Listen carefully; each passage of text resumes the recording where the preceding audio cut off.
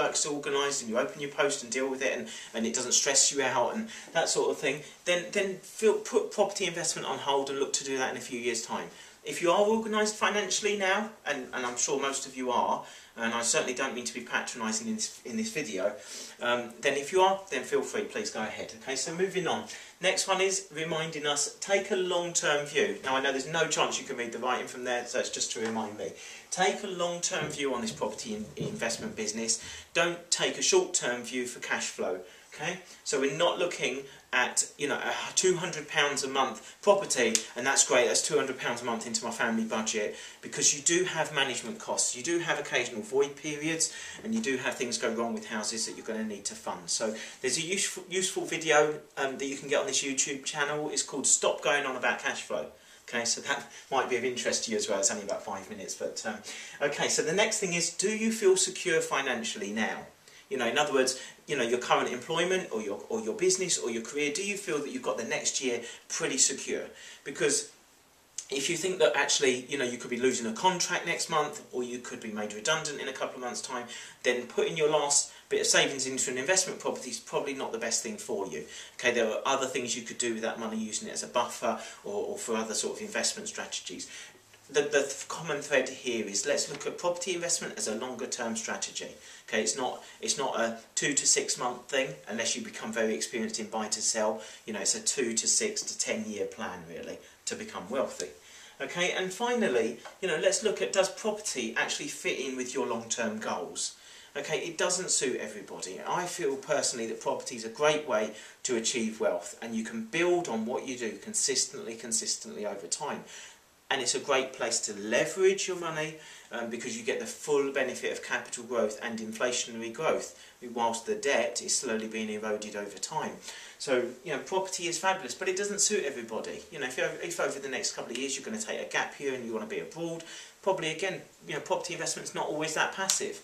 Until you get a lot of property to where you can employ a management team or decent letting agents that will manage the whole portfolio for you, property's not necessarily a passive thing. So, and to some of us, you know, money and wealth's not the most important thing. So, you know, just take a little bit of time to refocus on what your goals are for your life and for your family, to see whether actually property, you know, does fit in nicely with that. So, quick recap.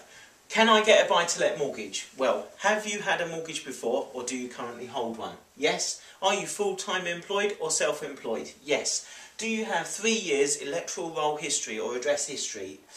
Yes. 4. Do you have no CCJs or defaults? Don't worry about the odd late payment, because there are plenty of lenders at the moment that will get around that. Now this is late November 2010, this video, so things do change, and I'm sure we probably need to recap this in February, March next year. 5. Do you own a current property in this country that's not in negative equity? So does it have a little bit of equity there? Okay. Remember to dip, decision in principle, £100 less than the loan you actually want. And you can decide whether you want to get a tracker mortgage or a fixed rate mortgage. A tracker is currently between about 4.2 4.5% annual interest you'll pay on that loan. So that's really quite attractive, but bear in mind it's going to go up because we're at a historically low base rate. Okay, a fixed rate is going to be hovering between about 5.2 and 5.5% for a 3 to 5 year fix with most of the lenders at the moment, and that's nice. It puts you in a good solid position. You know what your payments are going to be. So personally, I'd rather accept less cash flow, but for the security of knowing that's a fixed at outgoings, so I can budget that, make sure I'm buying the right property deal that is going to cash flow from a fixed rate product. That's my personal preference. Okay, so moving on, you know, just before, you know, should you, so can I get a buy-to-let mortgage? Yes, yes, yes, yes, yes. Should you get a buy-to-let mortgage? Well, Phil says, if you have some capital and you're not going to put your investment on card, then fantastic. I think property is the best place to put your money. Okay, are you organised financially, disciplined, you know, to deal with things as and when that, you know, paperwork and bills and things as and when they arise? Please remember, this is not meant to be patronising, but I have to aim at, you know, whoever could be watching my video, so this is just really meant to try and help everybody. Okay, 8, remember to always take a long-term view. Don't look at single-let property as if you're going to be able to draw out cash flow. The only property, in my opinion, in the UK, the only property that's geared to 75% mortgage or more, the only property that will cash flow after all the costs and maintenance, etc., etc., are one of 3 things: holiday lets, HMOs, that's house in multiple occupancy, where you rent it by the room. And last but not least, tenant buyers, where you get typically 20% above the market rent.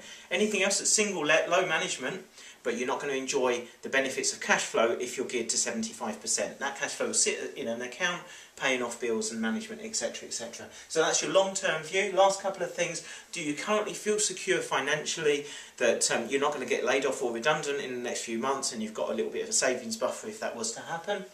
And number 10, just take the time to review your personal goals. Does this property investment stuff really fit in with where you want to be long term? You know, is it your goal to go and achieve a lot of wealth and build a portfolio over a long period of time so you can leave it for your children or put it in trust, you know, for those you love, etc.? Or actually, did you just want to have a bit more freedom and you're not worried about money, you just want to live life, you know, free and fun? That's fine. You can do both. You can, you know, you can get lots and lots of property, and by the time you've got lots and lots of property, then you're free and fun, you can play with your children, and it's wonderful. But there is a period of time in which you do need to manage your portfolio as it's growing, and it does take work, particularly if you've already got a job. You know, you should be realistically looking to set aside a few hours a month per property, and that will keep you up to date with everything, the tax affairs, the management of it, etc, etc. So I hope that's really helpful, and you know that you can get a buy-to-let mortgage, and you know that yes, you should. Okay, and I look forward to catching you on the next video. Thank you.